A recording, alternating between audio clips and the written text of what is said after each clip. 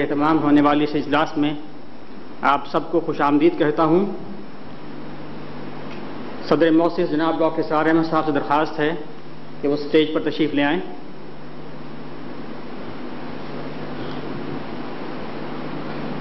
مرکزی انجمن خدام القرآن کے سیکریٹری جنرل ناظم اعلیٰ سراج الحق سید صاحب سے وہ بھی میں تکلیف دوں گا کہ وہ بھی تشریف لے آئیں اسٹیج پر۔ حضرات، آپ نوٹ کر رہے ہوں گے کہ یہ بہت غیر معمولی طور پر آج کے اس اجلاس کی ہماری حاضری بہت کم ہے۔ غالباً اس میں موسم کی جو خرابی رہی ہے اور صبح سے بارش ہوتی رہی ہے اس کا دخل ہے۔ بہرحال آج کا دن آپ سب کے علم میں ہے کہ بہت ہی اہم ہے ہم سب کے لیے، 12 ربیع الاول۔ اس دن کی مناسبت کے حوالے سے ہم یہ تقریب منعقد کر رہے ہیں۔ 12 ربیع الاول کے دن آن حضور کی ولادت باسعادت کی روایات بھی ملتی ہیں اور یقینی طور پر آپ کا وصال بھی اسی دن ہوا ہے۔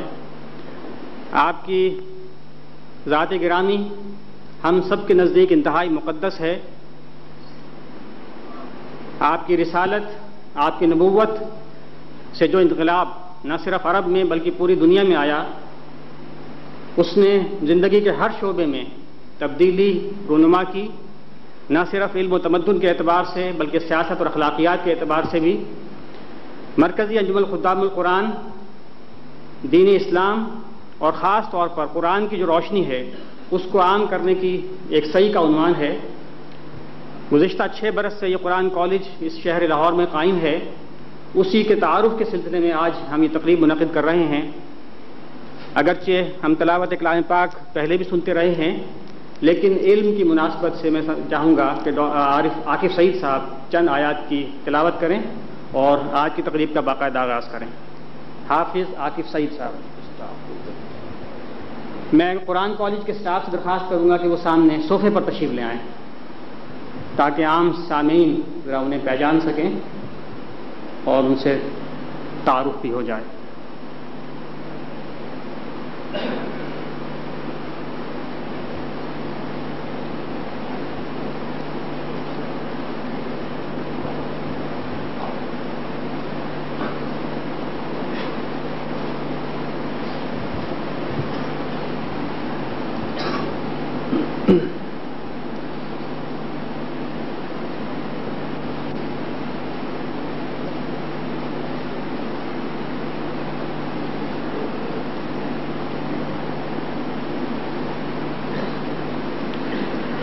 أعوذ بالله من الشيطان الرجيم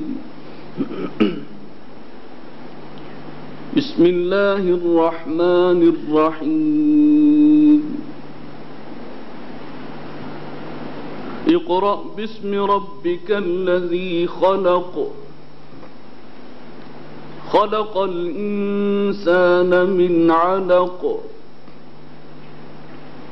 اقرأ وربك الأكرم الذي علم بالقلم علم الإنسان ما لم يعلم كلا إن الإنسان ليطغى أن رآه استغنى إن إلى ربك الرجعى صدق الله العظيم۔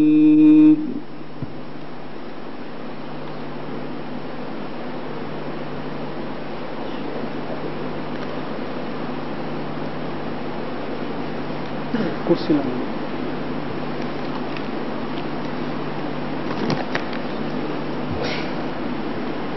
حضرات گرامی، پچھلی چند دہائیوں سے آپ بڑے پیمانے پر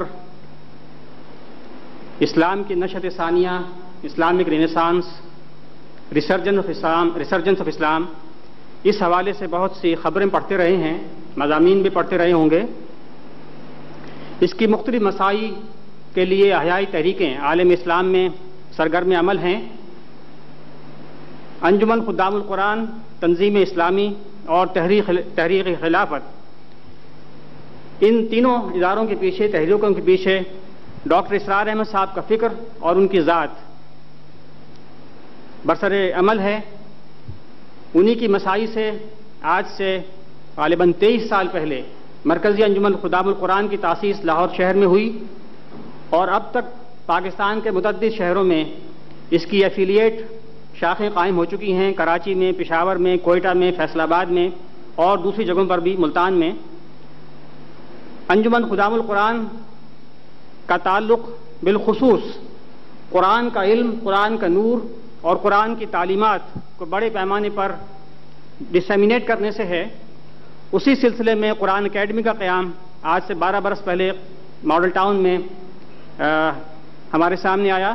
اس کی بلڈنگ سے آپ واقف ہیں، وہاں پر جامع القرآن کی مسجد بھی بنائی گئی ہے اور آج کل اس کے بیسمنٹ کی ایکسٹینشن ہو رہی ہے۔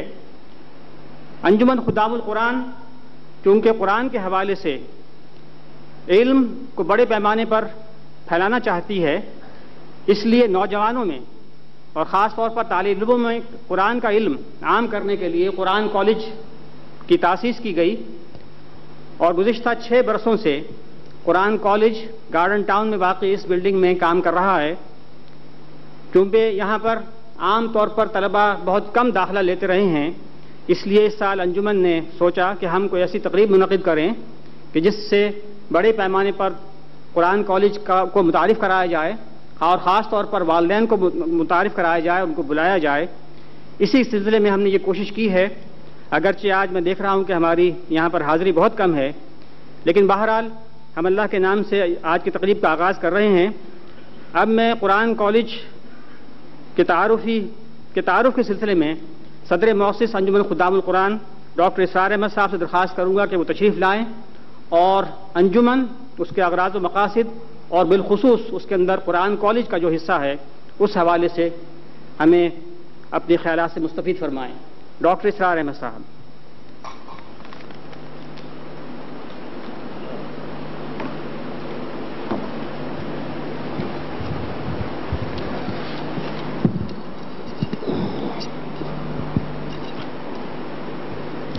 اس سے پہلے کہ میں اپنی گفتگو شروع کروں، تھوڑی سی تصحیح ضروری ہے۔ اصل میں قرآن کالج کا تعارف، اس کی خصوصیات، اس میں ہم کیا کیا کورسز آفر کر رہے ہیں، اور جو طالب علم اس میں آ کر یہاں سے گریجویشن کریں ان کے لیے کون کون سے کیریئرز اوپن ہیں، اس پر تو اصل گفتگو کرنی ہے 3 اصحاب کو، جو ناظم کالج ہیں لطف الرحمان صاحب، جو پرنسپل ہیں کالج کے چودھری احمد شفیع صاحب، اور حال ہی میں ہماری فیکلٹی کو جوائن کیا ہے شاہ مبین الحق صاحب نے۔ یہ تینوں حضرات ان موضوعات پر روشنی ڈالیں گے۔ میری گفتگو کا اصل عنوان ہے علم کی فضیلت اور اس کی اقسام۔ تو میں اب اللہ کے نام سے اپنے اس موضوع پر گفتگو شروع کر رہا ہوں۔ الحمدللہ وکفا والصلاة والسلام علی عبادہ الذین اصطفیٰ، خصوصاً علی افضلہم وخاتم النبیین محمد الامین وعلی آلہ وصحبہ اجمعین۔ اما بعد فاعوذ باللہ من الشیطان الرجیم، بسم اللہ الرحمن الرحیم۔ انما یخشی اللہ من عبادہ العلماء، وقال عز وجل قل هل يستوي الذين يعلمون والذين لا يعلمون، صدق الله العظيم۔ رب اشرح لي صدري ويسر لي امري واحلل عقدة من لساني يفقهوا قولي۔ اللهم رب زدنا ایمانا وهدى وعلما نافعا وعملا صالحا ورزقا حلالا طیبا، آمین یا رب العالمین۔ علم کی فضیلت کے ضمن میں ویسے تو قرآن حکیم سے بہت سی آیات کا حوالہ دیا جا سکتا ہے، اور میں نے بھی اس وقت صرف تبرکاً 2 آیات کی تلاوت کی ہے۔ تبرکاً کا لفظ میں نے اس لیے استعمال کیا کہ آج میرا اصل موضوع جو ہے وہ علم کی فضیلت از روئے حدیث نبوی ہے۔ آج چونکہ 12 ربیع الاول ہے، اور جیسا کہ ابھی آپ کو علم میں آیا اور یہ بات اب عام طور پر لوگوں کے ذہن سے نکل چکی ہے، عید میلاد کے نام سے شہرہ اتنا ہو چکا ہے کہ یہ سمجھا جاتا ہے کہ قطعی طور پر 12 ربیع الاول حضور کا یوم ولادت ہے، حالانکہ یہ مختلف فی ہے، اس میں اختلافات ہیں۔ اس سے پہلے ہمارے بچپن میں مجھے یاد ہے کہ 12 وفات کے نام سے اس دن پر کچھ نذر و نیاز، کچھ غریبوں کو کھانا کھلانا، اس طرح کے کام ہوتے تھے، اس لیے کہ حضور کا یوم وصال تو متفقاً علیہ ہے کہ وہ 12 ربیع الاول ہے۔ البتہ یوم ولادت کے بارے میں اختلافات ہیں، 9 ربیع الاول پر بلکہ زیادہ روایات ہیں کہ جو اس کی شہادت دیتی ہیں، واللہ عالم، لیکن بہرحال آس پاس ہی کے دن ہیں۔ تو چونکہ ہم نے آج کی یہ تقریب اسی مناسبت سے منعقد کی ہے، تو میں احادیث نبویہ کی روشنی میں چاہتا ہوں کہ علم کی جو فضیلت ہے پہلے وہ اجمالاً آپ کے سامنے رکھوں، اس لیے کہ اصل جو اہم تر حصہ ہے میری گفتگو کا وہ علم کی اقسام ہے۔ فضیلت علم کے اعتبار سے چند احادیث جو میں یہاں نقل کر کے لایا ہوں، ان میں سب سے پہلی روایت ہے جو مسند احمد ابن حنبل میں بھی ہے، جامع ترمذی میں بھی ہے، سنن ابی داؤد میں بھی ہے، سنن ابن ماجہ میں بھی ہے، سنن دارمی میں بھی ہے، رحمہم اللہ، اور راوی اس کے حضرت ابو الدرداء ہے رضی اللہ تعالی عنہ۔ اس حدیث کی روح سے حضور نے فرمایا، من سلک طریقا یطلب فیہ علما سلک اللہ بہ طریقا من طرق الجنہ، جو شخص کوئی راستہ، کوئی سفر اختیار کرتا ہے علم کے حصول کے لیے، اللہ تعالیٰ اس کے لیے وہ راستہ جنت کے حصول کے لیے آسان کر دیتا ہے۔ وَإِنَّ الْمَلَائِكَةَ تَضَعُ أَجْنِحَتَهَا رِضًا لِطَالِبِ الْعِلْمِ،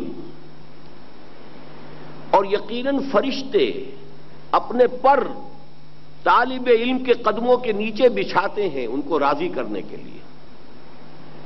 وَإِنَّ الْعَالِمَ يَسْتَغْفِرُ لَهُ مَنْ فِي السَّمَاوَاتِ وَمَنْ فِي الْأَرْضِ، اور جو صاحب علم ہو اس کے لیے استغفار کرتی رہتی ہیں جملہ مخلوقات جو آسمانوں میں ہے اور جو زمین میں ہے۔ وَالْحِيتَانُ فِي جَوْفِ الْمَاءِ، یہاں تک کہ پانی میں جو مچھلیاں ہیں وہ بھی۔ وَإِنَّ فَضْلَ الْعَالِمِ عَلَى الْعَابِدِ، یہ ہے اہم تر معاملہ اصل میں جو دینی تصورات اور مذہبی تصورات ہوتے ہیں، عام طور پر ان میں جو ریشو پروپورشن ہے وہ مختلف ہو جاتی ہے۔ عبادت کی اہمیت اور فضیلت لوگوں کے سامنے زیادہ رہتی ہے، علم ثانوی حیثیت اختیار کر لیتا ہے۔ جس میں کوئی نیکی کا جذبہ ابھرا وہ زیادہ عبادت کے اندر اور اضافہ کر رہا ہے، نوافل، نماز کے نفلی روزے، یہ سب کچھ تو ہے، لیکن علم کی کیا اہمیت ہے اور ریشیو پروپورشن کیا ہے اصل میں، اس کو سمجھنے کی ضرورت ہے۔ تو حدیث کا یہ ٹکڑا اس پہلو سے بہت اہم ہے۔ وَإِنَّ فَضْلَ الْعَالِمِ عَلَى الْعَابِدِ كَفَضْلِ الْقَمَرِ لَيْلَةَ الْبَدْرِ عَلَى سَائِرِ الْكَوَاكِبِ، ایک عالم کی فضیلت عابد پر، عبادت گزار پر ایسے ہے جیسے 14ویں کے چاند کی فضیلت ہے بقیہ تمام ستاروں پر۔ چاند ہی نہیں، 14ویں کا چاند، لیلۃ البدر علی سائر الکواکب۔ وَإِنَّ الْعُلَمَاءَ وَرَثَةُ الْأَنْبِيَاءِ، اور یقیناً صاحب علم جو ہے وہ انبیاء کے وارث ہوتے ہیں۔ وَإِنَّ الْأَنْبِيَاءَ لَمْ يُوَرِّثُوا دِينَارًا وَلَا دِرْهَمًا، اور نبیوں نے کوئی وراثت دینار اور درہم کی نہیں چھوڑی۔ وَإِنَّمَا وَرَّثُوا عِلْمًا، انہوں نے جو وراثت اور ترکہ چھوڑا ہے وہ علم کا ہے۔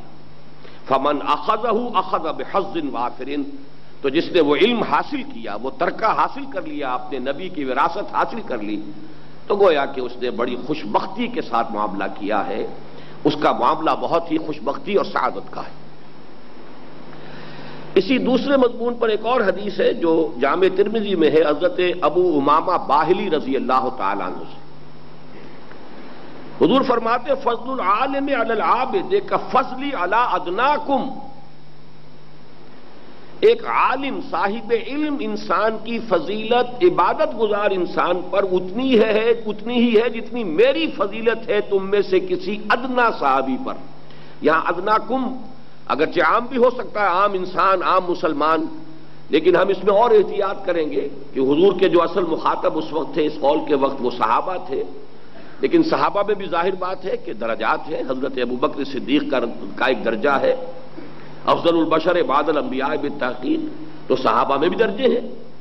تو کم سے کم یہ کہ صحابہ میں جو کم ترین درجے کا صحابی ہے، اعلی ادناکم، تم میں سے کم ترین انسان پر جو فضیلت مجھے حاصل ہے، اسی درجے کی فضیلت صاحب علم کو عبادت گزار پر حاصل ہے. وَإِنَّ اللَّهَ وَمَلَائِكَتَهُ وَأَهْلُ السَّمَاوَاتِ وَالْأَرْضِ، اور یقیناً اللہ بھی اور اس کے فرشتے بھی اور آسمانوں والے بھی اور زمین والے بھی، حتی النملۃ فی جحرها، یہاں تک کہ چیونٹیاں بھی اپنے بلوں میں، وحتی الحوت، اور یہاں تک کہ مچھلیاں بھی، لَيُصَلُّونَ عَلَى مُعَلِّمِ النَّاسِ الْخَيْرِ، وہ درود بھیجتی رہتی ہیں. یہ تمام مخلوقات رحمت کے پیغام بھیجتی رہتی ہیں، اللہ تعالیٰ سے اس کے لیے رحمت کی دعا کرتی رہتی ہیں. کس شخص کو کے لیے؟ معلم الناس الخیر، جو لوگوں کو خیر کی تعلیم دے رہا. یہاں بڑا جامع لفظ آیا ہے، اس کو میں بعد میں اقسام علم میں اس کی وضاحت کروں گا کہ ہمارے ہاں عام طور پر ان احادیث میں جب بھی ہم ان کو پڑھتے ہیں تو علم سے مراد یا علم فقہ ہے یا علم حدیث ہے یا یہ کہ علم تفسیر ہے، یہ تمام چیزیں بھی اس علم میں شامل ہیں. لیکن حدیث میں بہت ہی جامع الفاظ استعمال ہوئے. علی معلم الناس الخیر، جو بھی لوگوں کو خیر کی تعلیم دیتا ہے، بھلائی کی تعلیم دیتا ہے. تو یہاں اس لفظ کو ابھی نوٹ کر لیجئے، باقی اس پر گفتگو بعد میں ہوگی. اسی موضوع پر مزید ایک حدیث ہے جو اور بھی بہت زیادہ واضح کر دینے والی ہے. میں اصل میں اسی بات پر زور لگا رہا ہوں کہ ہمارے ہاں جو یہ نسبت و تناسب بدل گیا، ویلیوز جو ہیں ان کے مابین نسبت و تناسب جو ہے برعکس ہو گئی. یہی وجہ ہے کہ پاکستان وہ ملک ہے جو اسلام کے نام پر بنا اور ہر سال یہاں لٹریسی پرسنٹیج گھٹتی چلی جا رہی ہے، حالانکہ علم کی فضیلت کی یہ احادیث ہمارے ہاں موجود ہے. لیکن یہ ہے کہ صورتحال عملاً برعکس ہے، اس لیے کہ ہمارے ہاں دینداری کا جذبہ، نیکی کا جذبہ ابھرتا بھی ہے تو وہ کسی اور رخ کے اوپر تو ڈھل جاتا ہے، لیکن جس رخ پر اسے آنا چاہیے اس رخ پر وہ آتا نہیں. یہ سنن دارمی کی روایت ہے اور حضرت حسن سے ہے، حسن بصری رحمت اللہ علیہ. یہ جو تابعین میں بہت اہم جو تابعین ہیں ان میں سے ہے حضرت حسن بصری. مرسلن یہ روایت کر رہے ہیں حضور سے براہ راست. صحابی کا نام انہوں نے نہیں بتایا کہ انہیں یہ قول کس صحابی نے پہنچایا ہے، لیکن یہ کہ اس کا حذف کر کے حضور کی طرف براہ راست نسبت دیتے ہوئے بتا رہے ہیں کہ حضور نے فرمایا سئل رسول اللہ عن رجلین کانا فی بنی اسرائیل، نبی اکرم صلی اللہ علیہ وسلم سے دو اشخاص کے بارے میں سوال کیا گیا جو بنی اسرائیل میں سے تھے. احدہما کان عالما یصلی المکتوبۃ ثم یجلس فیعلم الناس الخیر. پھر لفظ خیر نوٹ کیجیے گا. ان میں سے ایک کا معاملہ تو یہ تھا کہ وہ صرف فرض نماز ادا کرتا تھا اور اس کے بعد بیٹھ جاتا تھا لوگوں کو خیر کی تلقین کرنے، خیر کی تعلیم دینے. یعلم الناس الخیر. والآخر، اور دوسرا شخص جو تھا، یصوم النہار و یقوم اللیل، ہمیشہ دن میں روزے سے رہتا تھا اور رات بھر کھڑا رہتا تھا نماز میں. ایہما افضل، سوال یہ کیا گیا حضور سے کہ ان دونوں میں فضیلت زیادہ کس کی ہے، کون افضل ہے؟ قال رسول اللہ صلی اللہ علیہ وسلم، حضور نے جواب ارشاد فرمایا فضل ھذا العالم الذی یصلی المکتوبۃ ثم یجلس فیعلم الناس الخیر، اس شخص کی فضیلت، اس صاحب علم، اس عالم کی فضیلت جو صرف فرض نماز پڑھتا ہے اور پھر وہ لوگوں کو اپنا پورا وقت جو ہے وہ خیر کی تلقین اور تعلیم میں صرف کر دیتا ہے. علی العابد الذی یصوم النہار و یصلی اللیل، اس عابد پر کہ جو روزانہ روزہ رکھتا ہے اور پوری رات کھڑا رہتا ہے. کا فضلی علی ادناکم، یہ فضیلت اتنی ہے جتنی کہ میری فضیلت ہے، حضور فرماتے ہیں تم میں سے کسی ادنا انسان پر. بات وہی ہے جو پچھلی حدیث میں بھی آ چکی ہے، لیکن یہاں بہت کلیئر کوشچن کیا گیا ہے. بالکل وہ ریشیو پروپورشن جو ہے مختلف اقدار اور ویلیوز کا وہ بالکل نکھر کر سامنے آ جاتا ہے. اب یہ علم کی شکلیں کیا کیا ہیں؟ اب ان میں ظاہر بات ہے کہ سب سے پہلی حدیث تو وہ ہے کہ جو الحمدللہ ہم نے بہت عام کی ہے، اور میں سمجھتا ہوں یہاں جو حضرات آئے ہیں ان میں سے اکثر کو تو ازبر ہوگی، یاد ہوگی۔ یہ صحیح بخاری کی روایت ہے حضرت عثمان ابن عفان سے رضی اللہ تعالی عنہ، خیرکم من تعلم القرآن وعلمہ۔ اب یہ علم کی ایک خاص قسم علم قرآن، اب اس کے اندر اپنے درجے ہو جائیں گے فضیلت کے اندر، لیکن یہاں میں جو زیادہ آپ کی طرف توجہ مبذول کرانا چاہتا ہوں وہ خیرکم، دی بیسٹ امنگ یو، اس لیے کہ یہ خیر کا لفظ عربی زبان میں کمپیریٹو ڈگری اور سپرلیٹو ڈگری دونوں کے لیے آتا ہے۔ انگریزی میں آپ کو معلوم ہے گڈ، بیٹر، بیسٹ، لیکن یہ کہ عربی میں یہ 3 ڈگریز نہیں ہے، خیر ہی سے کمپیریٹو ہوتی ہے اور خیر ہی سے سپرلیٹو ہے، لیکن اگر خیر کے بعد من آ جائے تو یہ کمپیریٹو ہے، انا خیر من ہو، میں اس سے بہتر ہوں۔ اب یہاں بہتر ترجمہ ہوگا اس لیے کہ 2 کے افراد کے درمیان کمپیریزن ہو رہا ہے، اور جہاں کوئی صلہ بعد میں نہیں ہے، سیدھے سیدھا یہ مضاف ہو رہا ہے، تو خیرکم اب یہاں یہ بہترین کے معنی میں، دی بیسٹ امنگس یو، تم میں سے بہترین لوگ وہ ہیں جو قرآن سیکھیں اور سکھائیں۔ یہ حدیث خاص طور پر ہماری توجہ کی مستحق ہے کہ ہماری کچھ ویلیوز ہیں اپنے بچوں کے بارے میں، امنگیں ہوتی ہیں، ولولے ہوتے ہیں، ان کے مستقبل کے بارے میں بھی آدمی سوچتا ہے، خود انہی کے حوالے سے اپنی شخصیت کو بھی انسان پروجیکٹ کرتا ہے، اس لیے کہ ظاہر بات ہے کہ اولاد جو ہے وہ ایک اعتبار سے انسان کی اپنی ذات کا، اپنی شخصیت کا ایک تسلسل ہے، اسی کی ایک پروجیکشن ہے۔ تو ہمارے سامنے کچھ نہ کچھ ویلیوز ہوتی ہیں، کیا بنائیں، ہمارا بچہ کیا بنے۔ اب اس میں اگر ہمارے سامنے یہ بات نہیں ہے، اگر تو ہمارا ایمان ہے محمد رسول اللہ صلی اللہ علیہ وسلم پر، اور آپ کے علم میں ہے کہ آپ کے اقوال کا مستند ترین مجموعہ صحیح بخاری ہے، سب سے زیادہ باریک چھلنی جو لگائی ہے وہ امام بخاری نے لگائی ہے رحمہ اللہ، سخت ترین ان کی شرائط تھی، کسی حدیث کو قبول کرنے کے لیے سخت ترین شرائط انہوں نے رکھی ہوئی ہیں روایت کے اعتبار سے۔ تو جو روایت صحیح بخاری میں آ گئی ہے سند کے اعتبار سے سمجھیے کہ اب یہ سب سے اونچا درجہ ہے، اور صحیح بخاری کی روایت، راوی حضرت عثمان ابن عفان، خیرکم من تعلم القرآن وعلمہ، تم میں سے بہترین لوگ وہ ہیں جو قرآن سیکھیں اور سکھائیں، قرآن کا علم حاصل کریں اور اسے عام کریں۔ اسی حدیث کو آج جو شاید آپ حضرات تک پہنچا ہو، بعض حضرات تک تو یقیناً پہنچا ہوگا، وہ جو ہم نے ایک ہینڈ بل شائع کیا تھا اخبارات کے ذریعے سے اس کی تقسیم کی ہے، تو اس میں اسی حدیث کا حوالہ ہے۔ صحیح بخاری ہی کی ایک اور روایت ہے عن عبداللہ ابن عمرو ابن العاص رضی اللہ تعالی عنہما، عبداللہ ابن عمرو ابن العاص، عمرو ابن العاص رضی اللہ تعالی عنہ جو فاتح مصر تھے، ان کے بیٹے حضرت عبداللہ ہیں، وہ فرماتے ہیں کہ حضور نے ارشاد فرمایا بلغوا عنی ولو آیۃ، پہنچاؤ میری جانب سے چاہے ایک ہی آیت۔ یہاں جو عنی کا لفظ ہے یہ بہت اہم ہے، اس لیے کہ اس کا جو مفہوم ہے صحیح ترین انگریزی میں اس کو آپ ادا کریں گے آن مائی بہاف، اس لیے کہ اصل میں تو رسالت محمدی صلی اللہ علیہ وسلم کا دور ہے جو تا قیام قیامت جاری ہے۔ یہ میری کل کی گفتگو کا موضوع ہے اصل میں، کہ ختم کا لفظ نبوت کے ساتھ آیا، رسالت کے ساتھ نہیں آیا۔ ولیکن رسول اللہ ہے وخاتم النبیین، خاتم المرسلین یہ نہیں کہا گیا، حالانکہ آپ خاتم المرسلین بھی ہیں اور خاتم النبیین بھی ہیں، لیکن کوئی وجہ ہے، ولیکن رسول اللہ ہے وخاتم النبیین، ختم کا لفظ نبوت کے ساتھ لایا گیا ہے، رسالت کے ساتھ نہیں۔ اس کا کیا سبب ہے یہ تو میری کل کی تقریر میں انشاءاللہ، جمعے کی تقریر جو ہے جو 11:30 سے 1:30 بجے تک ہونی ہے، اس کا ایک اہم نقطہ ہے۔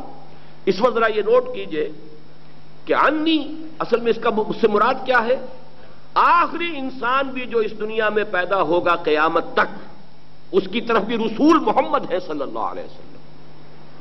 اب ظاہر بات ہے کہ حضور نے براہ راست تبلیغ تو کی ہے صرف اپنے زمانے کے لوگوں تک، اور وہ بھی ایک چھوٹے سے علاقے کے لوگوں تک۔ پوری دنیا کو سامنے رکھیے، پورے عالم انسانی کو سامنے رکھیے تو جزیرہ نما عرب کی حیثیت کیا تھی؟ حضور کی زندگی کے دوران جو ہے پورے جزیرہ نما عرب کی آبادی ہوگی چند لاکھ افراد، آج بھی 1 کروڑ کے لگ بھگ ہے، اس سے زائد تو آج بھی نہیں ہے، تو اس وقت کیا ہوگی؟ تو اس سے اندازہ کیجئے کہ براہ راست تبلیغ تو آپ نے ان کو کی ہے، باقی صرف آپ کے خطوط جو ہیں، ٹھیک ہے نامہ ہائے مبارک جو ہے ہرقل کو پہنچ گیا یا کسرا کو پہنچ گیا، تو اس سے کوئی تبلیغ کا حق تو ادا نہیں ہو گیا۔ عام رومیوں کو کیا پتا کہ کیا پیغام آیا اور کسی نبی کی نبوت کا کوئی کی دعوت بھی موصول ہوئی ہے. یہ کام اب کسے کرنا تھا؟ یہ کام ہے اصل میں امت کا فریضہ رسالت، جو تا قیام قیامت رسالت محمدی کی ادائیگی اب بائی پروکسی ہے امت کے ذریعے سے، کہ ہر امتی جو ہے وہ اس کام کے اندر اپنے آپ کو ذمہ دار سمجھے، اس میں شامل سمجھے. اور اس میں اس حد تک آپ نے مبالغہ فرمایا کہ چاہے ایک ہی آیت، یعنی یہ نہ سمجھے کہ ایک شخص پورے قرآن کا عالم ہو چکا ہو اور پوری طرح وہ مفتی بھی بن چکا ہو اور مفسر بھی بن چکا ہو اور ایک اتھارٹی کی حیثیت حاصل کر چکا ہو تب وہ پھر قرآن کی تبلیغ کرے. تبلیغ قرآن کے لیے یہ شرائط نہیں ہے. فتویٰ دینے کے لیے، حلال اور حرام کا فیصلہ کرنے کے لیے، لیگل میٹرز کو ڈیسائیڈ کرنے کے لیے وہاں ایکسپرٹیز کی ضرورت ہے، اسپیشلائزیشن کی ضرورت ہے. لیکن یہ کہ جہاں تک تبلیغ قرآن کا تعلق ہے تو آپ نے مبالغے کی حد کر دی ہے. وَلَوْ آیَةً، ہاں ایک ہی آیت پہنچاؤ، لیکن پہنچاؤ، میرا کوئی امتی بھی اس میرے فریضہ رسالت کی ادائیگی میں میرا دست و بازو بننے سے محروم نہ ہو جائے. بلغوا عنی ولو آیۃ. اور اس میں پھر جو شارحین حدیث انہوں نے لکھا ہے کہ آیۃ واحدۃ عند البعث وجملۃ مفیدۃ عند الاکثر. اکثر لوگوں کے نزدیک تو اس سے مراد آیت نہیں ہے بلکہ ایک جملہ مفید جملہ ہو جائے، اور بعض لوگوں کے نزدیک واقعتاً آیت ہی مراد ہے. جیسے سورۃ العصر میں والعصر ایک آیت ہو گئی، لیکن یہ کہ والعصر سے اب کیا تبلیغ ہوئی؟ والعصر تو عصر کی قسم صرف آئی، آگے بات کیا کہنی ہے؟ تو اکثر کی رائے جو ہے وہ زیادہ صحیح ہے کہ وہ آیت سے مراد یہاں پر ایک جملہ مفیدہ ہے کہ جس میں بات جو ہے وہ مکمل ہو جائے. بہرحال آگے اور چند الفاظ نوٹ کیجئے. یہ حضرت معاویہ رضی اللہ تعالی عنہ سے روایت ہے اور یہ متفق علیہ ہے، بخاری اور مسلم دونوں کی روایت ہے. حضور نے ارشاد فرمایا من یرد اللہ بہ خیرا یفقہہ فی الدین وانما انا قاسم واللہ یعطی. حضور کا ارشاد مبارک کیا ہے؟ اللہ تعالی جس کے لیے بھی خیر کا ارادہ کرتا ہے اسے دین کا فہم عطا کر دیتا ہے. یہ لفظ بہت اہم ہے. فقہ یہ بھی بدقسمتی سے ہمارے ہاں چونکہ عنوان بن گیا ہے خاص علم کا، وہ بھی دینی علم ہے، بہت اہم علم ہے، اس میں کوئی شک نہیں ہے. جزیات کا علم، تفاصیل کا علم، حلال و حرام، فرائض و واجبات، اس کے لیے سنن اور اس کے کیا، اس کے اندر مستحبات ہیں، وضو کے کیا ہیں، نماز کے کیا ہیں، طہارت کے کیا ہیں، وغیرہ وغیرہ، یہ خود ایک علم ہے، بہت بڑا علم ہے. لیکن ہم علم فقہ کے نام سے صرف اسے جانتے ہیں، حالانکہ یہ لفظ جو ہے بہت جامع ہے. تفقہ کہتے ہیں فہم، کسی چیز کی سمجھ، گہری بصیرت. تو دین کی بصیرت، دین کا فہم، تو گویا کہ فلسفہ دین، حکمت دین، دین کے اصول اور فروع کا باہمی ربط کیا ہے، کیا چیز مقدم ہے، کیا مؤخر ہے، کیا بنیادی ہے، کیا ثانوی ہے، ان تمام چیزوں کا جب تک کہ انسان کو فہم نہ حاصل ہو تو اسے ہم فقیہ نہیں کہہ سکتے. چاہے وہ مفتی ہے، وہ مفتی تو ہے اس لیے کہ اس نے خاص فقہ کو اسپیشلائز کر لیا ہے، اس کی روح سے وہ بتا سکتا ہے کہ مسئلہ یہ ہے تو حنفی فقہ کا فتویٰ اس میں یہ ہوگا اور مالکی فقہ کا فتویٰ یہ ہوگا. یہ اپنی جگہ پر ہے، لیکن اس لفظ کو یہاں پر رکھیے جو اس کی کلی حیثیت ہے. من یرید اللہ بہ خیرا یفقہہ فی الدین. اصل میں یہی کیا ہے، لاؤڈ سپیکر کا کیا مسئلہ ہے؟ آج اتنا اچھا لاؤڈ سپیکر یہاں کا ہوا کرتا تھا، کیا کیا آج؟ الحکمت من یشاء ومن یؤت الحکمت فقد اوتی خیرا کثیرا. اللہ تعالیٰ جس کو چاہتا ہے حکمت عطا کرتا ہے، اور جس کو حکمت عطا ہو گئی اسے تو خیر کثیر عطا ہو گئے. یہ لفظ حکمت بھی آگے آئے گا، لیکن یہاں تفقہ کے لیے بھی لفظ خیر آیا. حضور نے فرمایا من یرید اللہ بہ خیرا یفقہہ فی الدین. جس کے لیے بھی اللہ خیر کا ارادہ کرتا ہے اسے دین کا فہم عطا کرتا ہے. اور سورہ بقرہ کی وہ آیت کیا ہے؟ یؤتی الحکمت من یشاء. اللہ جس کو چاہتا ہے حکمت عطا کر دیتا ہے. ومن یؤت الحکمت فقد اوتی خیرا کثیرا. اور جسے بھی حکمت عطا ہو جائے اسے تو گویا کہ خیر کثیر عطا ہو گیا. تو اب خیر ہم پہلے پڑھ چکے ہیں، معلم الناس الخیر، جو خیر سکھاتا ہے. اس خیر کے ساتھ اس لفظ حکمت اور تفقہ ان دونوں کو جوڑ لیجئے. اس کے بعد حضور فرماتے ہیں وَإِنَّمَا أَنَا قَاسِمٌ وَاللَّهُ مُعْطِي. میں تو تقسیم کرنے والا ہوں، دینے والا تو اللہ ہے. کل علم کا منبع اور سرچشمہ ذات باری تعالی ہے.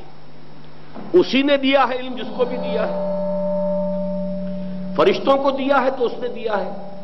جیسے کہ سورہ بقرہ کے 4 رکوع کی آیت مشہور ہے، لا علم لنا الا ما علمتنا. اے اللہ ہمیں کوئی علم حاصل نہیں ہے سوائے اس کے کہ جو علم تو نے ہمیں عطا کیا. تو فرشتوں کو علم دیا تو اللہ نے دیا. لا یحیطون بشیء من علمہ الا بما شاء. مخلوقات میں سے کوئی بھی نہیں ہے جو اللہ کے علم میں سے کسی بھی شے کا احاطہ کر سکے سوائے اس کے جو اللہ چاہے. تو گویا کہ کل علم کا منبع سرچشمہ ذات باری تعالی ہے. اس پر میں اقسام علم پر مزید گفتگو کروں گا، لیکن اس وقت یہ نوٹ کیجئے کہ حضور نے فرمایا انما انا قاسم واللہ معطی. علم عطا کرنے والی ذات تو اللہ کی ہے، میں تو تقسیم کرنے والا ہوں. میں بانٹ رہا ہوں، میں دے رہا ہوں، میں ایک ذریعہ بنا ہوں. اللہ نے اس علم کی تقسیم کے لیے مجھے ایک ذریعہ بنا لیا ہے، ورنہ علم دینے والا اصل میں خود اللہ ہے. ایک بہت ہی اہم حدیث ہے حکمت دین کے اعتبار سے اور نفسیات انسانی کے اعتبار سے. یہ صحیح مسلم کی روایت ہے حضرت ابو ہریرہ سے رضی اللہ تعالی عنہ.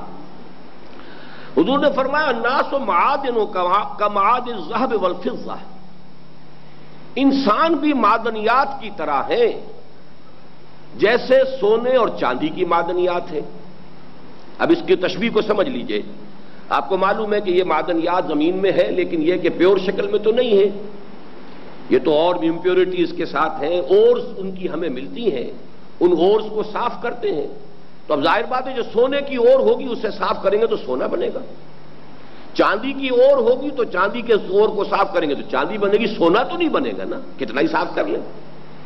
لوہے کی اگر ہے تو لوہے کو کتنا ہی صاف کریں گے، وہ لوہا تو لوہا ہی بنے گا نا، بہت اچھا لوہا بن جائے گا، صاف لوہا بن جائے گا، لیکن وہ چاندی یا سونا تو نہیں بن سکتا.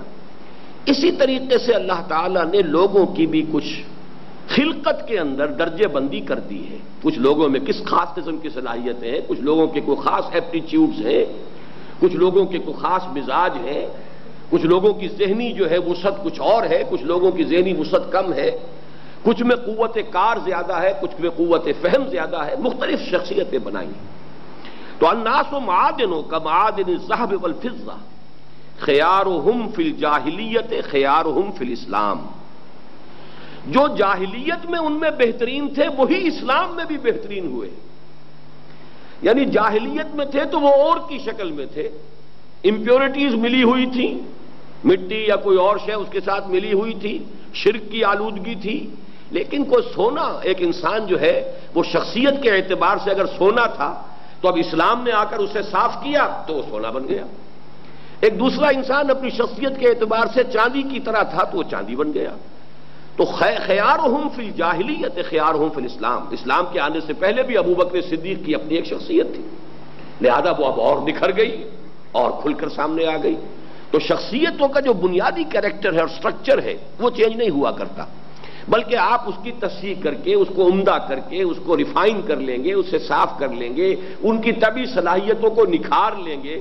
اور جدید آپ کو معلوم ہے کہ نظام تعلیم کا اصل فلسفہ یہی ہے. آپ تعلیم میں کوئی چیز کسی کو سکھا نہیں سکتے، اصل میں تو اس کے اندر جو کچھ ہے اسے باہر لانا ہے، اسے بروئے کار لانا ہے، اسے آنے کا موقع دینا ہے، اس کے لیے ایسے حالات پیدا کرنے ہیں کہ اس کے اندر کی صلاحیتیں جاگ کر اور بروئے کار آ سکیں.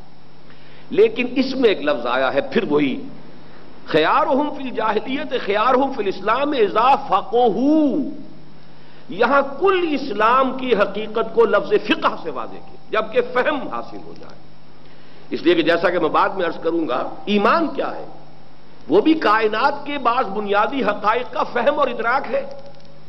یہ بھی تو ایمان کس شے کا نام ہے، یہ بھی تفقہ ہے. اس کائنات کے مابعد الطبیعاتی حقائق جو ہیں ان کا فہم حاصل ہو جائے تو وہ ایمان ہے. اسی طریقے سے اس کائنات کے اندر جو اللہ تعالیٰ کی تدبیر ہو رہی ہے، ایک اللہ کی تخلیق ہے اور ایک تدبیر ہے. یدبر الامر من السماء الى الارض. اس تدبیر کے لیے اس نے کچھ قوانین بنائے ہیں، قوانین طبیعہ ہیں، فزیکل لاز ہیں، laws of physical change, laws of chemical change. اب ان کو اگر آپ معلوم کرتے ہیں تو در حقیقت یہ بھی تفقہ ہے. ایک طرف اللہ تعالیٰ کا وہ عمل ہے اور ایک طرف اللہ تعالیٰ کا یہ قول ہے، word of God and work of God. This universe is the work of God, یہ اللہ کا عمل ہے، and Quran is the word of God, یہ اللہ کا کلام ہے. ان دونوں میں گہری مطابقت ہے. بدقسمتی سے آج ہمارے ذہنوں میں ان میں بودھ ہے، وہ ہمارے ذہن کا قصور ہے، یا جدید فکر اور فلسفے نے جو پردے حائل کر دیے ہیں ہمارے اور قرآن کے مابین، یہ اس کا مظہر ہے، ورنہ اللہ کے قول اور اللہ کے عمل میں تو کوئی تضاد ہو نہیں سکتا۔ Word of God and work of God, اس کے اندر کہیں کوئی تضاد اور کہیں بھی کسی طرح کا تناقض ممکن ہی نہیں ہے۔ تو اس حوالے سے اللہ کے قول کا فہم اور تفقہ، اور اسی طریقے سے اس کائنات کے بنیادی مابعد الطبیعاتی حقائق کا فہم اور تفقہ، اسی طرح اس کائنات کی ورکنگ جو ہو رہی ہے اس کا فہم اور تفقہ، یہ سب کے سب حقیقت میں اذا فقہوا، جب انہیں فہم حاصل ہو جائے، جب انہیں تفقہ حاصل ہو جائے۔ ایک اور حدیث ہے، یہ متفق علیہ ہے، پھر صحیح بخاری صحیح مسلم دونوں میں، حضرت عبداللہ ابن مسعود سے رضی اللہ تعالی عنہ، لا حسد الا فی اثنتین، سوائے دو افراد کے اور کسی کے ساتھ حسد کی اجازت نہیں ہے۔ یہاں لفظ حسد استعمال ہوا ہے صرف بات کو واضح کرنے کے لیے، ورنہ حسد تو کسی سے بھی نہیں ہونا چاہیے۔ مراد یہاں رشک ہے کہ رشک ہونا چاہیے دو اشخاص کے اوپر۔ حسد میں یہ ہوتا ہے کہ آپ یہ چاہیں کہ فلاں شخص کے اندر خوبی ہے، زائل ہو جائے، وہ محروم ہو جائے، مجھے مل جائے، یہ حسد ہے، یہ کسی بھی چیز کے اندر جائز نہیں ہے۔ لیکن یہ کہ اس کی اہمیت جتانے کے لیے حضور نے یہاں لفظ حسد استعمال کر لیا۔ حسد کرنا ہی ہے اگر تو وفی ذالک فلیتنافس المتنافسون، کسی کو حسد بھی کرنا ہے تو پھر ان چیزوں میں کرے، مال دنیاوی میں، دولت میں، شہرت میں، وجاہت میں، ان چیزوں میں حسد نہ کرو۔ اگر کرنا ہی ہے حسد تو ان میں کرو۔ وہ دو چیزیں کون سی ہیں، دو اشخاص کون سے ہیں؟ لا حسد الا فی اثنتین، رجلا آتاہ اللہ مالا فسلطہ علی ہلکتہ فی الحق، ایک وہ شخص جسے اللہ نے بہت سا مال عطا کیا اور پھر اسے مسلط کر دیا ہے اس مال کو خرچ کرنے پر، ہلاک کر رہا، خرچ کر رہا، خرچ کیے چلا جا رہا ہے حق کے لیے۔ یہاں بھی نوٹ کیجئے، حق حقوق کے لیے بھی آئے گا، حقوق اللہ، حقوق العباد، حق اللہ کا دین بھی ہے، دین الحق ہے، اس دین کے لیے خرچ کرنا، دین کی برتری کے لیے، دین کو غالب کرنے کے لیے، دین کے پیغام کی اشاعت کے لیے، رسالت محمدی کے پیغام کو دنیا میں دانگ عالم میں پہنچانے کے لیے۔ پھر یہ کہ یتیم کا حق ہے، بیوہ کا حق ہے، فی اموالہم حق معلوم للسائل والمحروم، ایک لفظ لا کر اس حدیث میں تمام کو جمع کر لیا گیا، علی ہلکتہ فی الحق۔ ایک تو یہ شخص ہے کہ جس پر اگر حسد کرنا ہے تو کرو۔ وَرَجُلًا آتَاهُ اللَّهُ الْحِكْمَةَ فَهُوَ يَقْضِي بِهَا وَيُعَلِّمُهَا، اور ایک وہ شخص جسے اللہ نے حکمت عطا فرمائی۔ اب یہاں بھی نوٹ کیجئے، لفظ جو ہے تفقہ کا، حکمت کا، خیر کا آ رہا ہے، جامع الفاظ آ رہے ہیں۔ ہم نے ان چیزوں کو محدود کر دیا ہے بعض علوم دینیہ تک۔ حدیثیں یہ پڑھی جاتی ہیں، سنائی جاتی ہیں، پڑھائی جاتی ہیں، لیکن ان کا ہر چیز کا ایک کونوٹیشن جو ہے جو ذہنوں کے اندر طے ہو گیا ہے، اس سے ادھر ادھر جو پھر اس کی ذہن ادھر جاتا ہی نہیں۔ لہٰذا یہاں پہ میں نے اسی لیے توجہ دلا رہا ہوں، خیر، تفقہ، حکمت، وہ شخص جسے اللہ نے حکمت عطا کی۔ حکمت اصل میں تربیت نبوی کا آخری درجہ ہے۔ قرآن مجید میں 3 جگہ پر آیا ہے، جو مضمون ذرا الفاظ مختلف ہے، یتلو علیہم آیاتہ ویزکیہم ویعلمہم الکتاب والحکمہ۔ تعلیم و تربیت نبوی کا جو سب سے اونچا درجہ ہے وہ تعلیم حکمت ہے۔ تو حکمت جسے اللہ نے عطا کر دی ہو، اور وہ آیت میں آپ کو پہلے سنا چکا، وَمَن يُؤْتَ الْحِكْمَةَ فَقَدْ أُوتِيَ خَيْرًا كَثِيرًا، تو یہاں فرمایا کہ جس شخص کو اللہ نے حکمت عطا کی ہو اور وہ اسی کے تحت فیصلے بھی کرتا ہو اور وہ اسی کو پھیلا بھی رہا ہو، يُعَلِّمُهَا، اسے عام کر رہا ہو۔ امام مسلم ایک اور روایت لائے ہیں حضرت ابو ہریرہ سے، اذا مات الانسان انقطع عمله الا من ثلاث، جب کوئی انسان مر جاتا ہے اس کے عمل کا سلسلہ منقطع ہو گیا۔ اب جو نمازیں اس نے پڑھ لی تھی پڑھ لی، جو روزے رکھنے تھے رکھ لیے، اب تو یہ کہ موت آ گئی، تو جیسے کہ امتحان میں کہا جاتا ہے اسٹاپ رائٹنگ، بس ختم ہوا، اب کوئی مزید عمل کا سلسلہ نہیں ہے، دفتر عمل بند ہو گیا۔ الا من ثلاث، لیکن 3 چیزیں مستثنا ہیں کہ اس کے عمل کا رجسٹر کھلا رہتا ہے، اس کی نیکیوں کا، اس کے خیرات و حسنات کا، اس میں ابھی اندراج ہوتا رہتا ہے 3 چیزوں سے۔ صدقۃ جاریۃ، کوئی صدقہ ہے جو اس نے کیا ہے جس کا کہ فیض جاری ہے۔ پرانے زمانے میں کسی نے کنواں کھدوا دیا، پانی پی رہے ہیں لوگ، کسی نے کہیں پر کوئی اور ایسی رفاع عام کی کوئی صورت پیدا کر دی، کوئی مسافر خانہ کہیں بنا دیا ہے، کوئی یتیم خانہ کھول دیا ہے، کوئی مدرسہ کھول دیا ہے، کوئی صدقہ جاریہ ہے، او علم ينتفع به، یا وہ علم جس سے نفع حاصل کیا جا رہا ہو، جس شخص نے اس علم کو پھیلانے کے اندر اپنے جو محنت صرف کی ہے، اس کے شاگرد ہیں، وہ شاگرد اسے آگے پھیلا رہے ہیں اور اس کے شاگرد ہیں وہ پھیلاتے چلے جائیں گے، تو یہ اس کے حساب میں بھی درج ہوتا چلا جائے گا، اس لیے کہ اس علم کا اس نے سلسلہ شروع کیا تھا۔ او ولد صالح یدعو لہ، یا پھر وہ نیک اولاد جو وہ چھوڑ کر گیا ہو جو اس کے لیے دعا کرتی رہے۔ یہ تین کھاتے تو کھلے رہیں گے، باقی اپنے ذاتی عمل کا کھاتا موت کے ساتھ بند ہو جائے گا۔ امام مسلم ہی ایک اور روایت رائے ہے حضرت ابو ہریرہ سے رضی اللہ تعالی عنہ، من سلک طریقا یلتمس فیہ علما سہل اللہ بہ طریقا الی الجنہ۔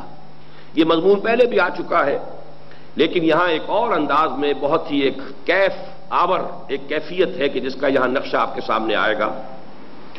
حضور نے فرمایا جس شخص نے کوئی راستہ اختیار کیا، کوئی سفر اختیار کیا علم کے حصول کے لیے، سہل اللہ بہ طریقا الی الجنہ، تو اللہ تعالیٰ اس کے لیے جنت کا ایک راستہ آسان کر دیتا ہے۔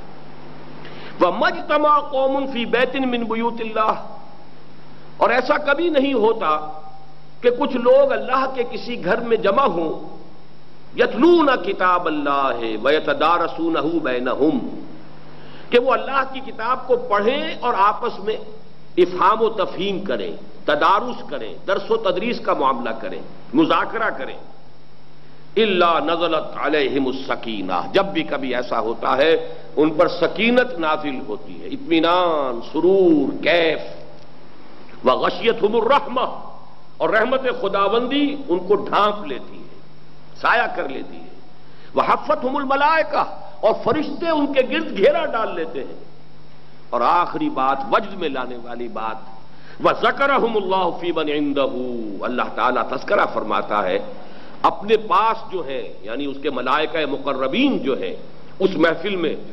اور مجھے ہمیشہ جب اس طرح کا کوئی مضمون آتا ہے امیر خسرو کا وہ شعر یاد آ جاتا ہے کہ خدا خود میر محفل بود اندر لامکاں خسرو، محمد شمع محفل بود شب جائے کہ من بودم۔ وہ خاص کیفیت ہوئی ہے کسی رات امیر خسرو کو جو نصیب ہوئی ہے کہ کسی محفل کے اندر جہاں اللہ میر محفل تھے اور حضور شمع محفل، تو خدا خود میر محفل بود اندر لامکان، لامکان مکان کی تو بات ہو ہی نہیں سکتی، یہ تو بیونڈ ٹائم اینڈ سپیس کوئی ہے، اندر لامکان خسرو اور محمد شمع محفل بود شب جائے کہ من بودم۔ تو وہ جو محفل ہے لامکان کی، ملائکہ مقربین کی، اللہ وہاں ذکر فرماتا ہے، دیکھو میرے بندے اس وقت میرے کلام کو سمجھنے کے لیے میرے فلاں گھر میں جمع ہے۔ تو یہ ہے وہ رتبہ خاص طور پر علم قرآن کا۔ اس پر وہ حدیث بھی آ چکی، خیرکم من تعلم القرآن وعلمہ، اور اس میں خاص طور پر اس حدیث کو بھی نوٹ کیجئے۔ آخری حدیث اس ضمن میں جو مثبت حدیثیں ہیں، ایک ہی منفی حدیث بیان کروں گا آج دن جو ہے 12 ربیع الاول کا ہے، ذرا تلخی اور کڑواہٹ نہیں لانا چاہتا، مٹھاس کا غلبہ رکھنا چاہتا ہوں، لہذا میں نے یہ حدیثیں آپ کے سامنے بیان کی ہیں جو فضائل والی ہیں۔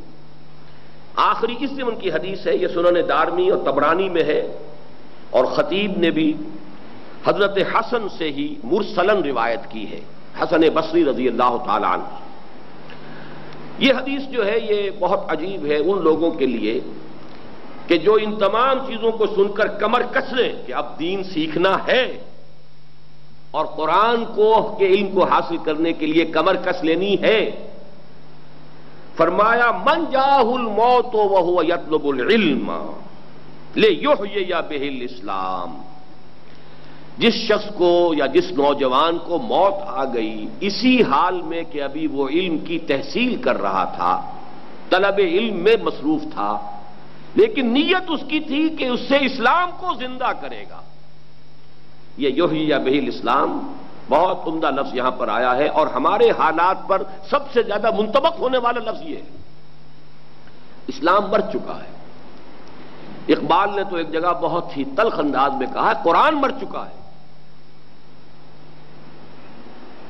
یا مسلمان مرد یا قرآن بمرد۔ کیا ہوا ہے، مسلمان مر گیا یا قرآن مر گیا؟ یا مسلمان مرد یا قرآن بمرد۔ تو واقعہ یہ ہے کہ قرآن تو خیر مرنے والی شے نہیں ہے، ہمیشہ ہمیشہ کے لیے باقی رہنے والی ہے، ہماری نسبت قرآن سے مر چکی ہے۔ اسلام میں مرنے والی شے نہیں ہے، اپنی حقیقت کے اعتبار سے دائم و قائم رہے گا، لیکن دنیا میں وہ ایک حقیقت واقعیہ کی حیثیت سے کہیں نظر نہیں آتا۔ ایک انچ زمین نہیں دکھا سکتے پوری دنیا میں، پورے گلوب پر، جہاں ہم دنیا کو دعوت دے سکیں کہ آؤ دیکھو یہاں پر اللہ کا دین قائم ہے، ایک زندہ شکل میں، ایک لیونگ آرگنزم کی حیثیت سے۔ یہ پولیٹیکو سوشو اکنامک سسٹم ہے اللہ کے اس دین کا، جس کا نام دین حق ہے۔ آؤ اور دیکھو، مشاہدہ کرو، تھوک بجا کر دیکھو، اندر سے دیکھو، باہر سے دیکھو، اچھی طرح اس کو ٹیسٹ کر لو۔ یہ نہیں ہے تو وہ اسلام مر چکا۔ لیحیی بہ الاسلام، تاکہ اسلام کو زندہ کرے، نیت یہ ہو۔ تو فرمایا کہ ابھی اس نیت کے تحت جو شخص طلب علم میں مصروف تھا، ابھی وہ طلب علم کی منزل ہی ختم نہیں ہوئی اور اسی درمیان میں موت آ گئی، تب بھی اس کا درجہ کیا ہے؟ وَبَيْنَهُ وَبَيْنَ النَّبِيِّينَ دَرَجَةٌ وَاحِدَةٌ فِي الْجَنَّةِ، اس کے اور انبیاء کے درمیان جنت میں صرف ایک درجے کا فرق رہ جائے گا۔ یہ ہے طلب علم کی فضیلت، نیت ہو احیاء اسلام۔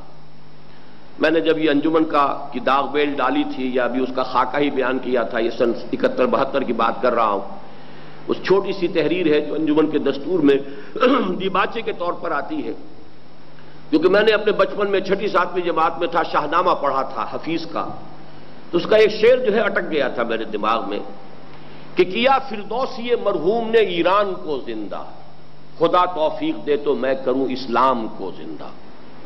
تو واقعہ یہ ہے کہ فردوسی کے شاہنامے نے ایران کو زندہ کر دیا، ایک نیا جوش، نیا ولولہ ایرانیوں میں پیدا کر دیا کہ ہمارا ماضی اتنا تابناک تھا، ہماری تاریخ اتنی شاندار ہے۔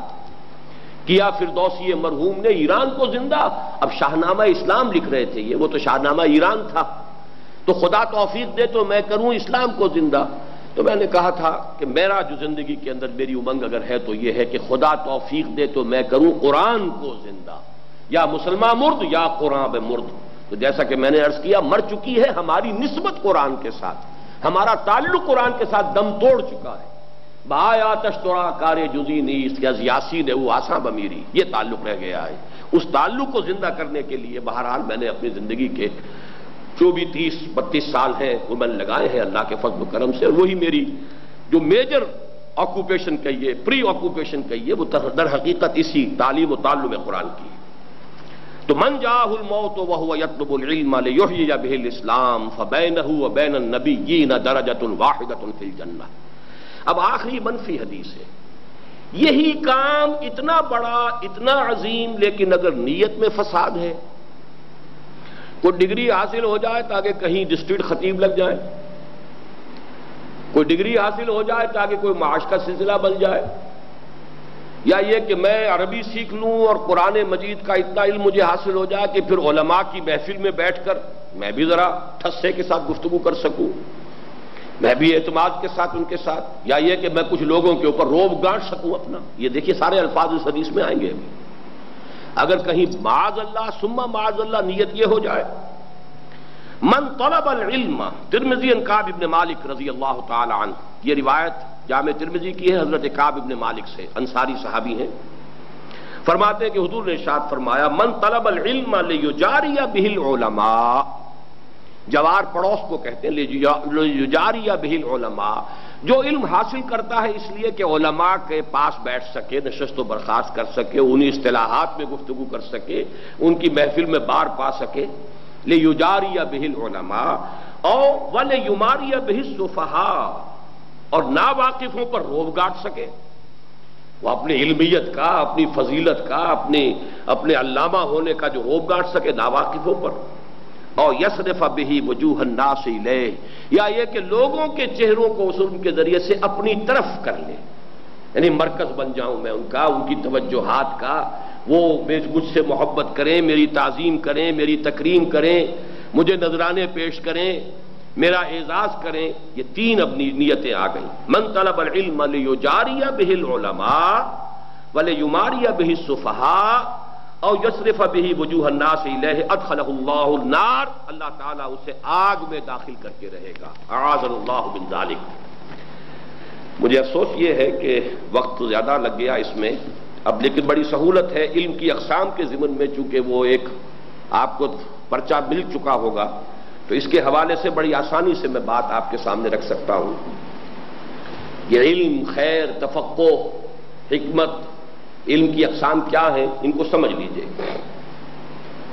سب سے پہلے تو ایک قول سن لیجئے، بہت حکیمانہ قول ہے، اور غالباً یہ علامہ ابن خلدون کا ہے رحمہ اللہ، but I am not sure. العلم علمان، علم دو قسم کا ہے۔ اگرچہ اس قول کا دوسرا حصہ مجھے قبول نہیں ہے، قابل قبول نہیں میرے لیے، علم الابدان و علم الادیان، لیکن کسی حد تک اس جو میں کہنا چاہتا ہوں اس سے بھی اس کا تعلق جڑ جاتا ہے، لیکن میری تقسیم اور ہوگی۔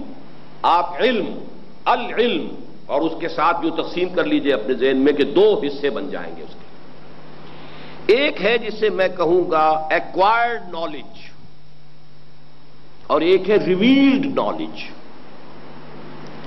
ایک وہ علم ہے جو انسان اپنی محنت سے حاصل کرتا ہے،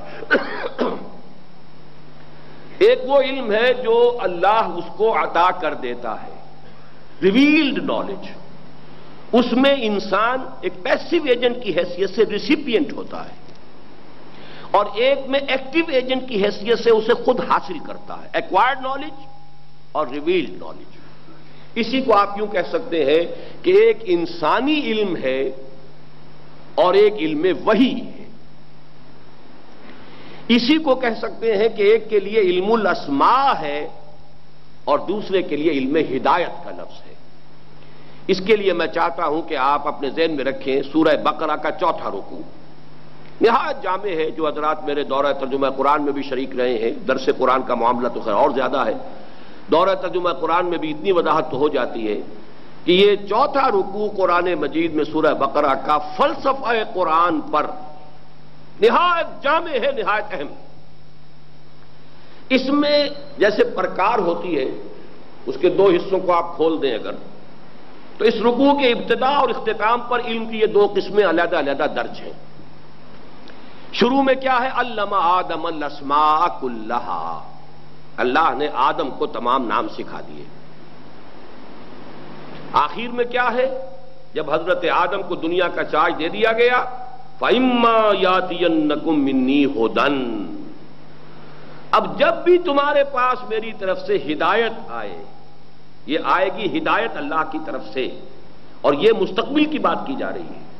ایک وہ علم ہے جو آدم کو دے دیا گیا، علم آدم الاسماء کلھا، دے دیا۔ علم یہ تو فعل ماضی ہے اور قطعی ہے، علم آدم الاسماء کلھا، اور وہاں فرمایا وَإِمَّا يَأْتِيَنَّكُم مِّنِّي هُدًى فَمَن تَبِعَ هُدَايَ فَلَا خَوْفٌ عَلَيْهِمْ وَلَا هُمْ يَحْزَنُونَ۔ جب ہدایت میرے پاس سے آئے گی، یہ دو علم ہے۔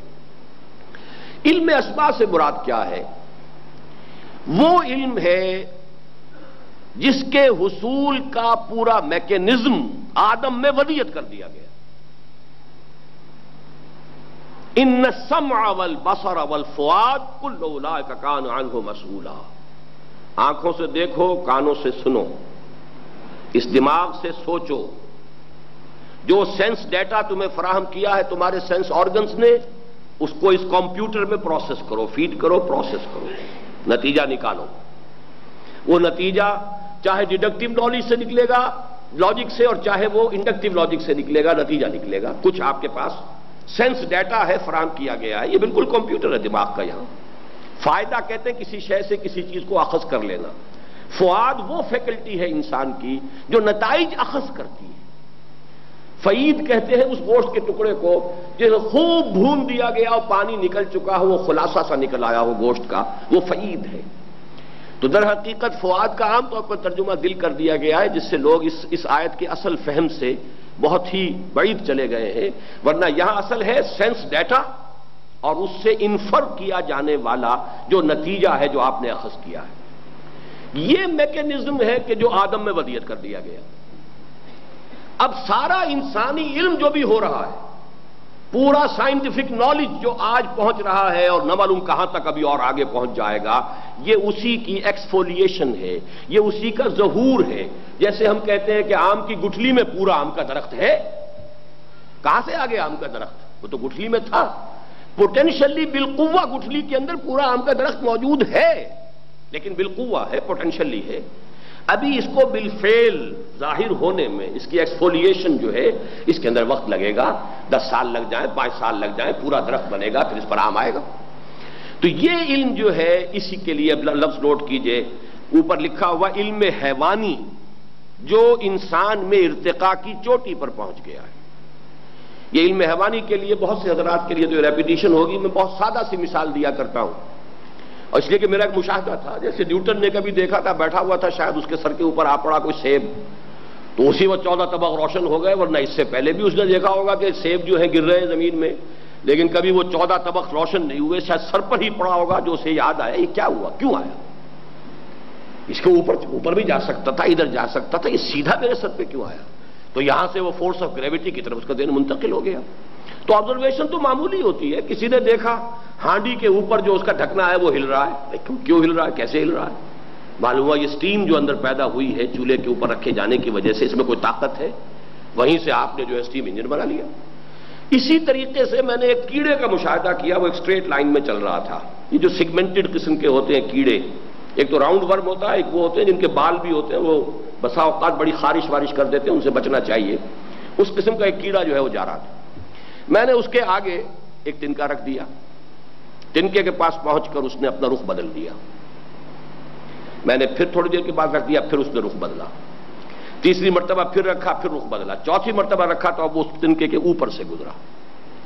میں نے کہا ساری بیسک فیکلٹیز جو ہے مینٹل ایکشن کی اور ایکٹیویٹی کی موجود ہیں، احساس موجود ہے، اس نے محسوس کر لیا کہ آبسٹرکشن ہے، دیر از این آبسٹرکشن ان مائی وے، پھر اس نے ایک ڈیسیژن لیا ہے، آئی مسٹ ایوائڈ اٹ، اس نے اپنی ڈائریکشن چینج کر لی، سیکنڈ ٹائم پھر ایوائڈ کرنے کا فیصلہ کیا، تھرڈ ٹائم پھر ایوائڈ کرنے کا فیصلہ کیا، چوتھی مرتبہ اس نے فیصلہ کیا یہ میرا پیچھا نہیں چھوڑ رہی obstruction, I have to overcome it. سارے ہمارے جو مینٹل ایکٹیویٹی ہے وہ آخر اس کے سوا اور کیا ہے؟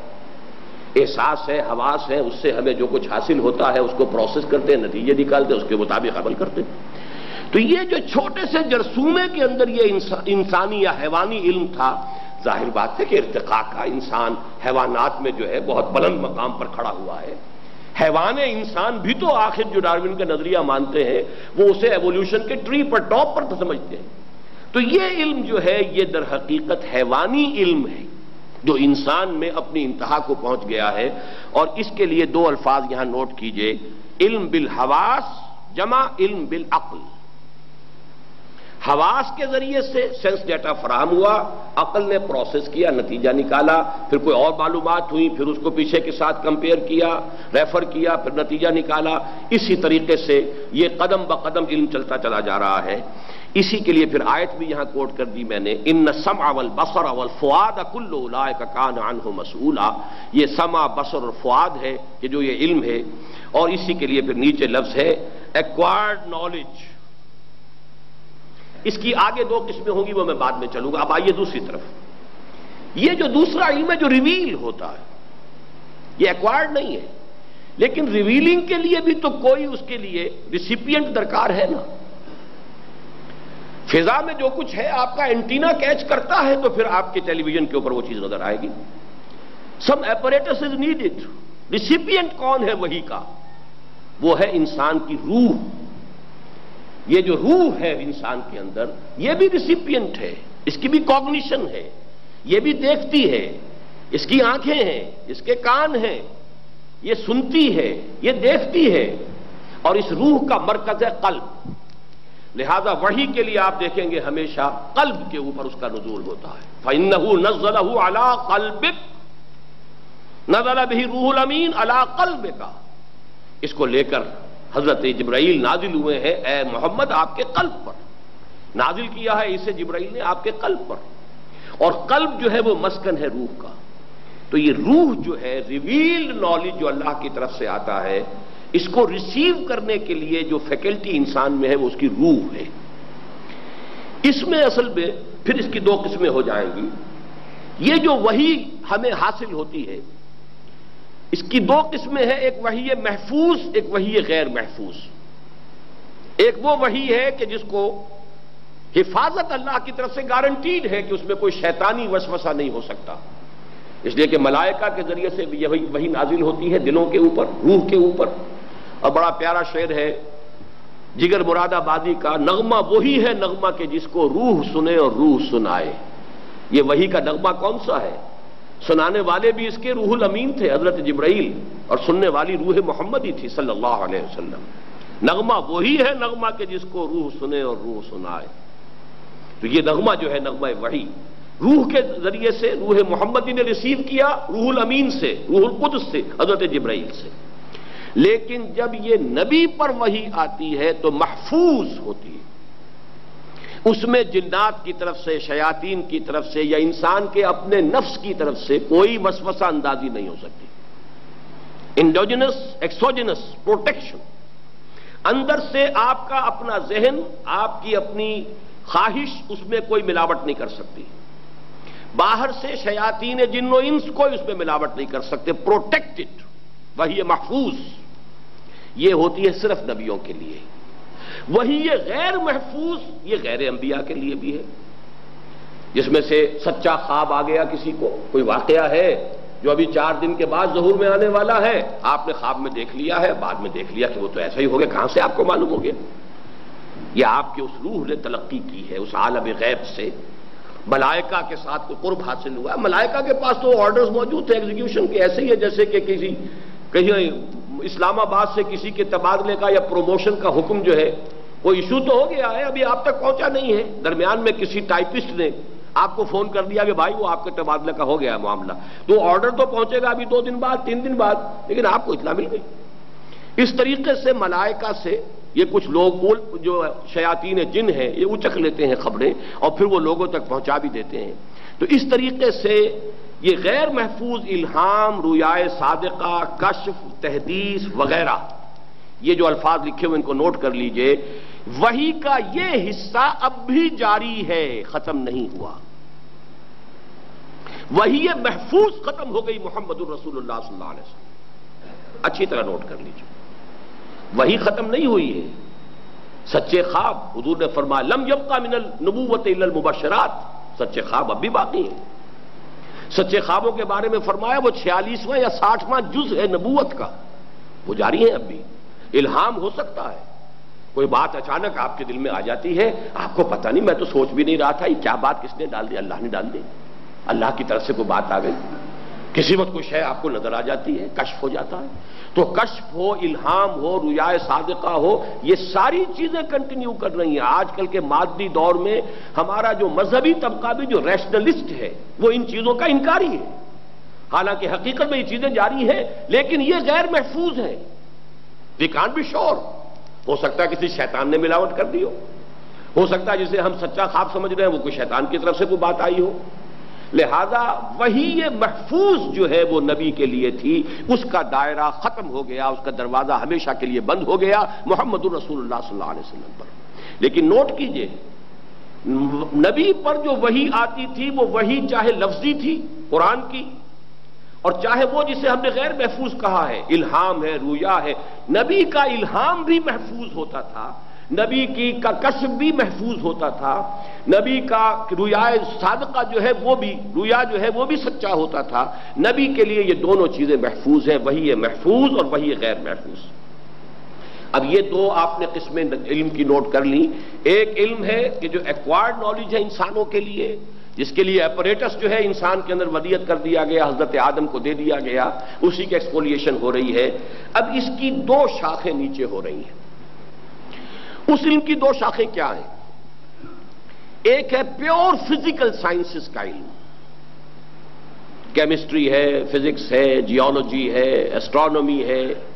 इसका सारा मामला जो है मुशाहिदा है, डेटा है, फिर यह कि उसमें वेरिफिकेशन ये शर्त होती है। आपने कोई मुशाहिदा किया है, इसके क्या क्या असबाब हो सकते हैं, क्या एक्सप्लेनेशन हो सकती हैं, थ्योराइज किया, बहुत सी थ्योरीज बन गई। अब ये जब तक कोई वेरिफिकेशन का कोई ना कोई टेस्ट ना हो जाए, उस वक्त तक वो थ्योरी रहेगी, उसे आप तस्लीम नहीं करेंगे। ये इल्म जो है खालिस साइंसेस, जिनको हम फिजिकल साइंसेस कहते हैं, ये इल्म चला आ रहा है, और ये इल्म जो है यकीनन सही है, इसमें कोई मुगालते नहीं है। इसमें जो फसाद हुआ है सिर्फ ये हुआ है कि अल्लाह का तसव्वुर इसमें से निकाल लिया गया। वरना अगर सिर्फ एक चीज शामिल कर दी जाए, जैसे कि एक बहुत बड़ी इक्वेशन किसी जमाने में इकबाल ने जो है प्रपोज की थी, Marxism plus God is equal to Islam. Marxism کے ساتھ اسلام کو شامل کر دیجئے، فلسفہ مارکسزم جدلی مادیت کا، اس کے ساتھ اگر اللہ کا ایمان شامل کر دیا جائے تو اسلام بن جائے گا۔ اسی طرح اس جدید سائنس میں اللہ کا تصور شامل کر دیجئے کہ یہ تمام قوانین طبیعہ اللہ نے بنائے ہیں، یہ ڈیوائن لاز ہیں، یہ ڈیوائن رولز ہیں۔ بارش اللہ برسا رہا ہے، لیکن برسا اس طور سے رہا ہے، اس نے اس کا یہ راستہ بنا دیا ہے کہ پانی جو ہے بخارات کی شکل میں سمندر سے اٹھتا ہے، پھر ہوائیں لے جاتی ہیں، بادل بنتے ہیں، بارش برستی ہے، پھر وہ پانی واپس سمندر میں لوٹ آتا ہے، ایک واٹر سائیکل ہے جو چل رہا ہے۔ یہ سب کام اللہ کر رہا ہے، سارے قوانین اللہ کے۔ صرف ایک چیز شامل کرنے کی بات ہے، سائنس پوری کی پوری مسلمان ہو جائے گی۔ یہ ایزیسٹ جاب ہے اسلامائزیشن آف سائنس۔ صرف یہ ہے کہ اللہ کی ذات پر یقین ہو کہ اس کائنات کا ایک کریٹر ہے۔ یدبر الامر من السماء الى الارض، یہ اس کی تدبیر ہے کہ جو ہو رہی ہے۔ اگر صرف یہ تصور شامل ہو جائے تو سائنس میں، ٹیکنالوجی میں کوئی کفر ہے ہی نہیں، شامل کر دی، بہت آسان کام۔ لیکن اب ایک دوسرا مسئلہ ہے اس انسان کے ایکوائرڈ نالج کا، اور یہ سائنس اور ٹیکنالوجی کی جو بے شمار شاخیں ہیں، اس کے لیے میں نے ایک شعر نیچے لکھا ہے، پتہ نہیں وہ آپ کو وہ صحیح آ سکا ہے یا نہیں فوٹو سٹیٹ میں۔ عروج آدم خاکی سے انجم سہمے جاتے ہیں کہ یہ ٹوٹا ہوا تارا مہ کامل نہ بن جائے۔ یہ سائنس ہے جس کا عروج ہو رہا ہے کہ آج انسان کہیں ستاروں پر کمندیں ڈال رہا ہے، کہیں چاند کے وہ اپنے قدموں تلے پامال کر رہا ہے، اسپیس میں اسٹیشنز بنا رہا ہے، کہاں کہاں جا رہا ہے۔ تو یہ ٹوٹا ہوا تارا مہ کامل نہ بن جائے۔ عروج آدم خاکی سے انجم سہمے جاتے ہیں، اس درجے تک یہ سائنس اور ٹیکنالوجی پہنچ چکی ہے۔ ہم میں سے اکثر کو تو اس کا کوئی سرے سے تصور ہی نہیں ہے۔ ہمارے بڑے سے بڑے پی ایچ ڈی بھی ابھی نہیں جانتے کہ امریکہ میں وہ اس فیلڈ کے اندر اور آگے کہاں پہنچ چکا معاملہ۔ رشیا کو پتا نہیں تھا کہ یہ اسٹنگر میزائل ایجاد ہو چکا ہے، ورنہ مار نہ کھاتا افغانستان کے اندر رشیا۔ اور عراق کو معلوم نہیں تھا کہ پیٹریوٹک میزائل تیار ہو چکا ہے، ورنہ شاید وہ حماقت نہ کرتا اور اپنی فوجیں واپس نکال لیتا۔ وہ سارے اسکڈ میزائل جو ہیں اس کے، وہ تو پیٹریوٹک نے ان کو نلیفائی کر دیا، اور پتہ ہی نہیں تھا اس سے پہلے کہ اسلام کی بھی کوئی شے ایجاد ہو چکی۔ تو نہ معلوم کہاں کہاں ان کی پہنچ ہو چکی ہے۔ تو عروج آدم خاکی سے انجم سہمے جاتے ہیں کہ یہ ٹوٹا ہوا تارا مہ کامل نہ بن جائے۔ اس علم کے اندر کوئی غلطی والی بات نہیں ہے، یہ ویریفائبل فیکٹس ہیں۔ ان کا معاملہ جو ہے وہ سیدھا سیدھا ہے۔ صرف جیسا کہ میں نے عرض کیا، اس میں سے تو صرف اقبال ہی کا ایک شعر ہے، عشق کی تیغ جگر دار اڑا لی کس نے، علم کے ہاتھ میں خالی ہے نیام اے ساقی۔ یہ نیام جو ہے scientific knowledge, knowledge of this physical sciences and technology, یہ سب کیا ہے؟ نیام کے مانند ہے۔ اس نیام میں تلوار تھی، اللہ پر ایمان والی تلوار، وہ نکال لی۔ نیام تو ہے، ٹھیک ہے، عشق کی تیغ جگر دار اڑا لی کس نے، علم کے ہاتھ میں خالی ہے نیام اے ساقی۔ اب اصل کام ایک ہی ہے، اس نیام میں اس عشق کی تیغ جگر دار، اللہ پر یقین اور اللہ کی محبت کی تلوار اس میں ڈال دو، بات پوری ہو جائے گی۔ نیام تو وہی رہے گی۔